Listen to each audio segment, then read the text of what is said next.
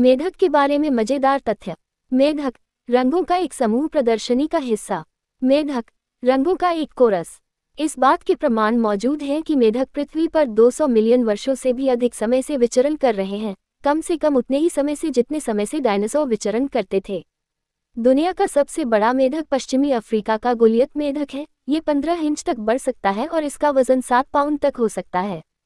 गोलियत मेढक के कंकाल को frogs, a chorus of colours में दिखाया गया है।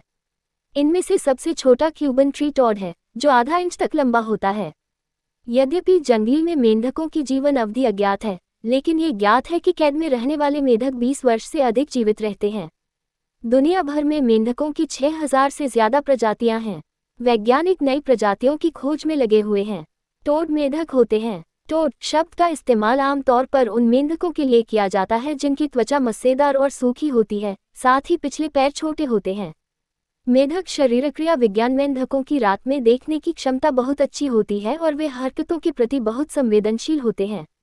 ज्यादातर मेंढकों की उभरी हुई आंखें उन्हें सामने, बगल में और आंशिक रूप से पीछे देखने की अनुमति देती हैं। जब मेढक खाना निगलता है तो वह अपनी आंखों को अपने मुंह की छत में नीचे खींचता है, ताकि भोजन को अपने गले से नीचे धकेलने में मदद मिल सके। मेढक वो पहले जमीनी जानवर थे जिनके पास वाक तंतु थे। नर मेंढकों में वाक थैलियां होती हैं, त्वचा की थैलियां जो हवा से भरी होती हैं।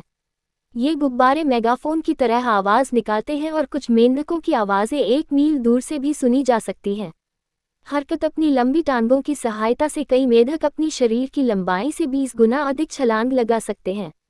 कोस्टा रिकन फ्लाइंग ट्री फ्रॉग अपने पैरों की मदद से एक शाखा से दूसरी शाखा पर चढ़ता है। मेढक की उंगलियों और पंजों के बीच जाल फैला होता है, जिससे मेढक को सरकने में मदद मिलती है।